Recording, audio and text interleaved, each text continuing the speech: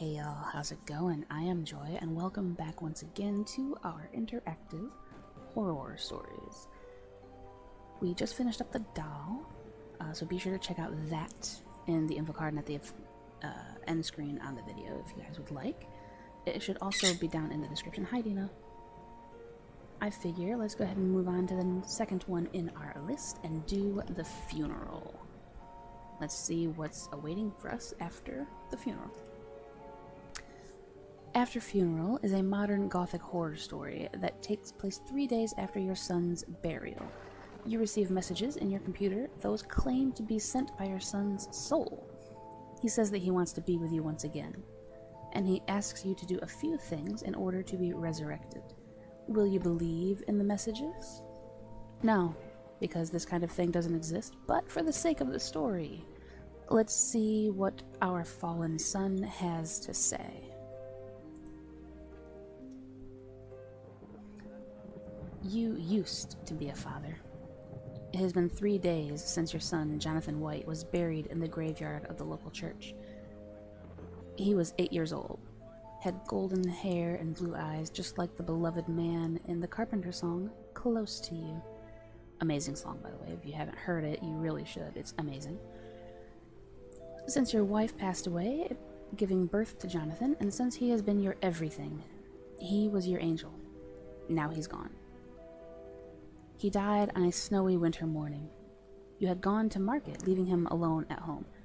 When you arrived back at home, you found Jonathan lying on the bed motionless. His face was covered with his pillow, choked, but police couldn't find any sign of trespassing. You clearly remember the solemn moments of Jonathan's funeral. In fact, you try to forget, but the details are in front of your eyes and they won't go away. The priest had intoned psalms? Hymns. I'm just gonna say hymns. I know what psalms are, but I'm not Anyway, the priest had intoned prayers, those that you are not so familiar with. You're not so religious. While the lifeless body of your son laid in the church, his feet were turned to the east. He was wearing black suits and shiny shoes, but his skin was very pale. He was way too young for all of this. You wished it was you lying there instead of him. Like the day that Jonathan died, it's a snowy day in all of Ohio. There are 3 inches of snow outside. It is 1400 hours now. You are a writer who has been on writer's block since that day. Your favorite word processor is open in the computer. The screen is blank and you haven't written anything for a very long time. There are cigarette butts in the ashtray, and your black, hot coffee in a blue cup on your work table. You chain smoke and consume a lot of coffee nowadays. Oh. Ding dong. As you're sipping your coffee, the doorbell rings. Open the door? You open the door. It's Bob, your neighbor and friend. You had drunk beers and had barbecue with him for several times. Bob is a nice guy. He's overweight, has short black hair and no facial hair. He wears a dark blue jacket and black beanie. Hey, how are you? I wanted to ask how you've been.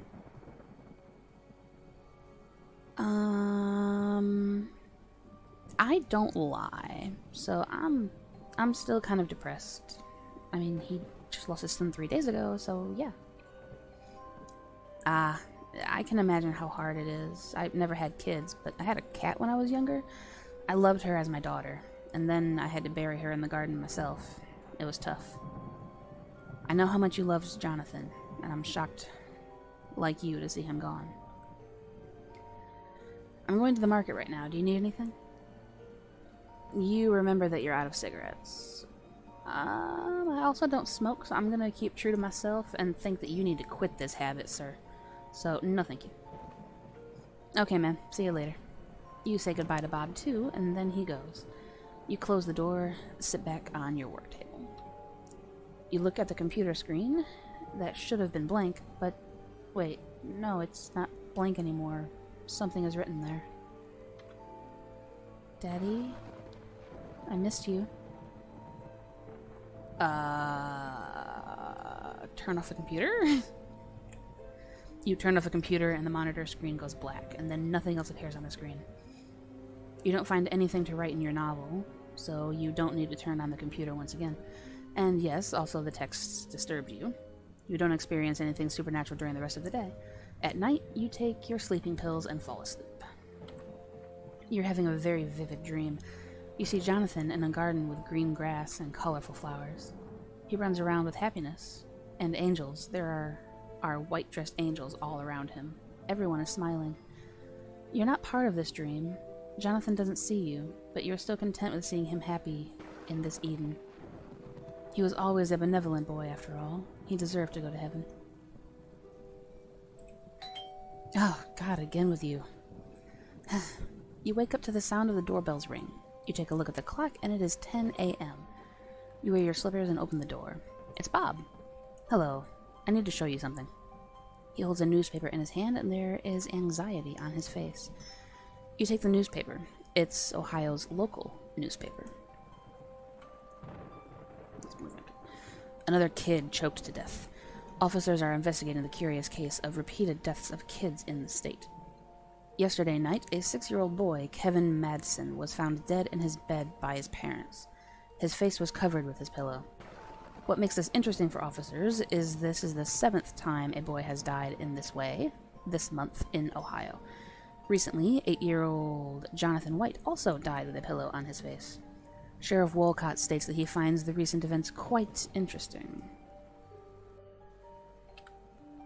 The end. There are 2 possible endings. This is very, very short. I am going to play again and try to get the other endings, just like I did on the doll.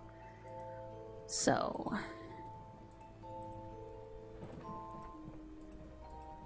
ding dong! I'm gonna choose to not open the door this time. The doorbell rings again, but you don't respond. It's probably Bob, your neighbor and friend. You feel an urge to go wash your face, despite the cold day. After washing your face, you look at your reflection in the mirror. You notice that your eyes got red, mostly because of the crying and sleeplessness, but you've been using sleeping pills, but they don't always seem to work. You turn back to your work table.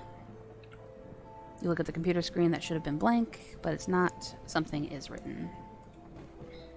Daddy, I miss you.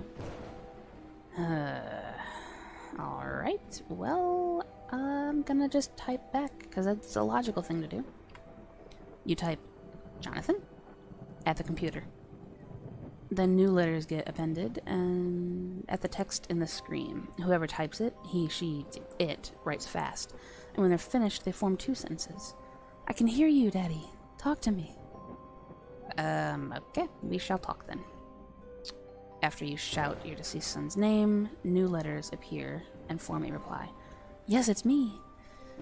You're not a computer engineer, but you know that this is possible to hack somebody's computer and put a prank on him if the computer is online.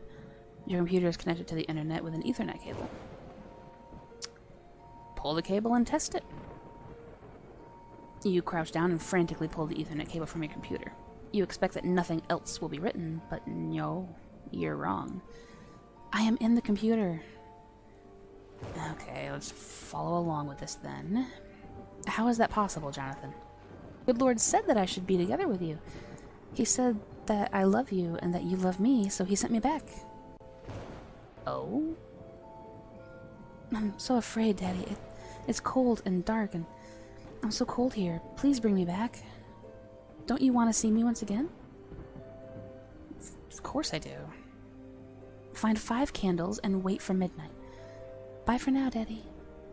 Oh god, it's the midnight thing. There was a video game about this that I watched Markiplier play. It was not good. This is a bad thing to do, sir.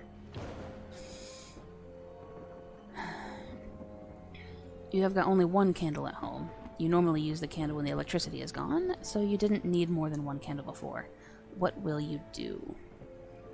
Hi, Dina. What do I do? Do I go ask Bob? Should I ask Bob?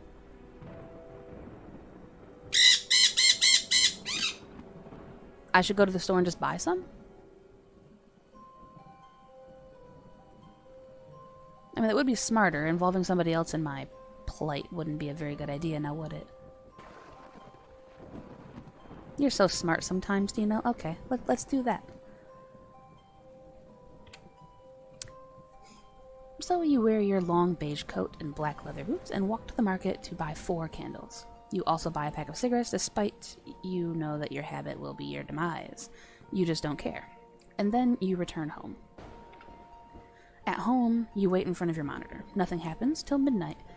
Then a new message appears on the screen. I'm back, Daddy. Did you bring the candles?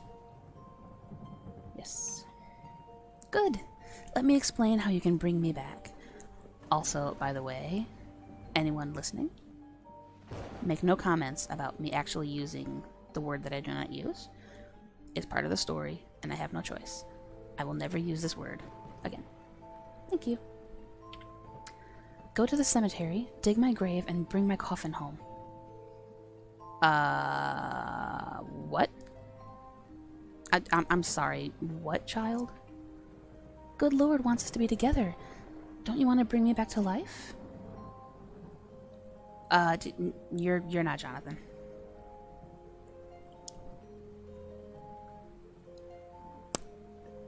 It's, well. You are out of words in response to this tantrum, and no other messages appear.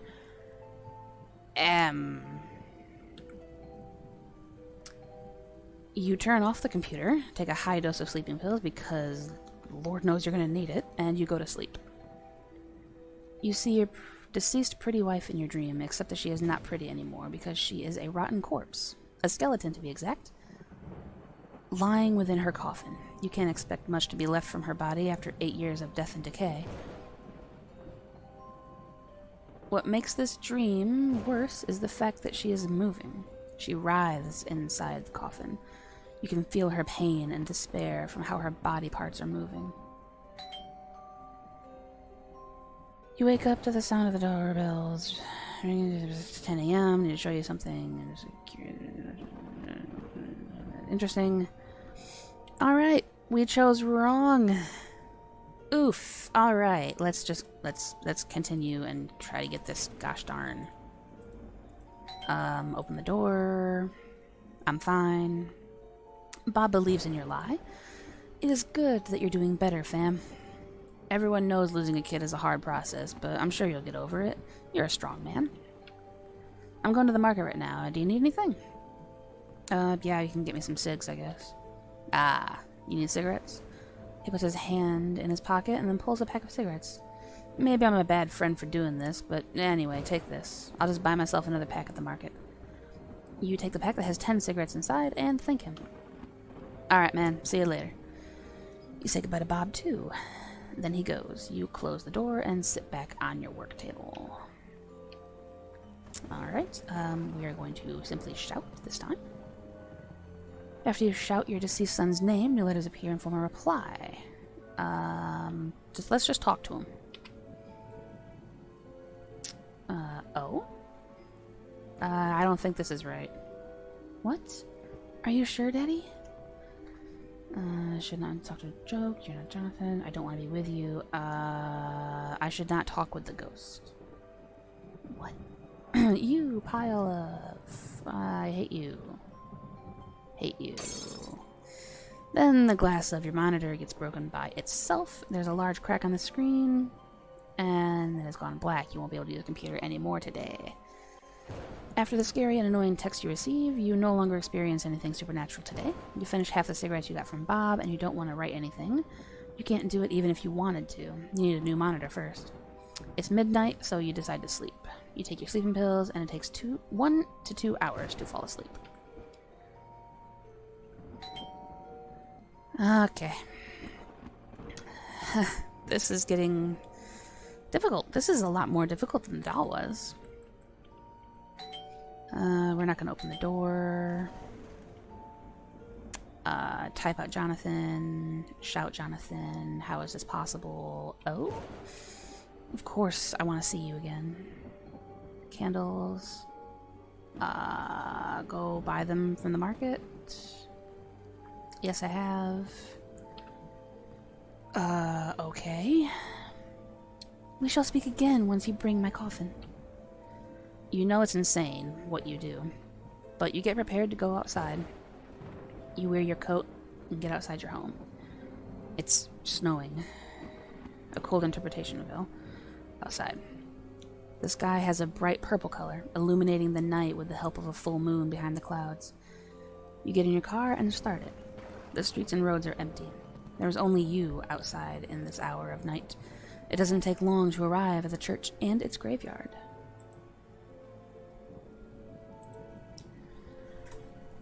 The graveyard is covered with snow and gray mist. No lights come from the church. Either there is nobody inside or the priest is sleeping, which is good. You can't be seen while digging your own son's grave. You find the graves of your son and wife. Jonathan White was buried next to his mother. There is an unoccupied area next to them. You'll be buried next to them when your time comes. You search for a shovel. You find it in about 10 minutes, and you are ready to finally dig the grave.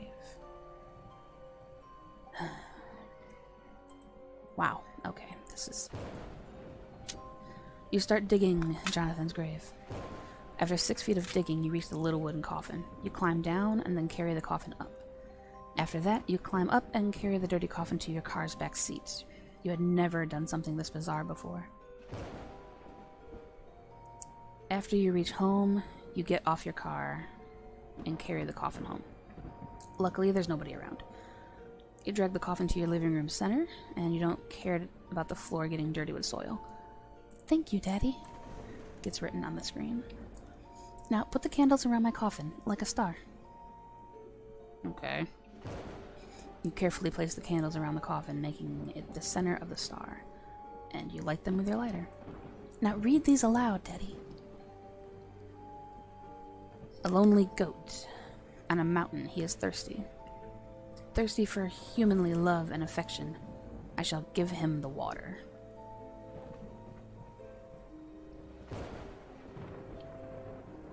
And the coffin starts to shake. The coffin's lid gets opened slowly. You see Jonathan opening the lid and raising up. His skin is pale, almost white. You can smell the rot of his undead corpse. He is wearing that black suit that you couldn't forget. He stands on his feet and smiles at you. Then he steps outside the coffin, away from you without saying anything. And he does something you wouldn't expect from the dead. He dances. He dances with joy. After half a minute, he stops dancing, stares at you. His eyes are still blue. "Take me in your arms, Daddy. Take me to the bathroom. I want to show you something." It is impossible not to obey what he says. You feel his presence dominating the room, overwhelming you, and it's impossible to say no. You crouch down and take him into your arms. You carry him to the bathroom. You bring him to the dark bathroom. You turn on the light and get horrified by what you see in the mirror. The boy's reflection is different. His skin is burnt, like coal. Jonathan had an innocent and handsome face, but the face that you see is so far from being pleasant. It is like a really old man's face, who is also very ugly, and he has no hair. "I always wanted a daddy like you," says the eldritch abomination you hold in your arms. The end. There are 2 possible endings, so we found both. We found both possible endings after a little bit of a journey. Creepy. There was a lot of stuff in there that I was not comfortable reading, and the fact that I had to say "Daddy" so many times was just even better. So I am going to cut this here, move on to some more of these stories while I still have the time to do so. And I thank you guys so very much for watching. Be sure to check out the links in the description for my entire playlist of stuff similar to this. I have a Killer Love series that should be finished, I think, by the time this goes up. If not, I know I've completely recorded it, and it was amazing. If you missed that series, be sure to go and check it out from the very beginning, because it is one of the best stories in games that I have read. I highly recommend it. Also, in the description will be my link to Twitter and my Discord server if you'd like to become a loved one and connect with me on either of those 2 platforms. And I hope to catch you guys very, very soon. Thanks as always for watching, and have a wonderful, wonderful day.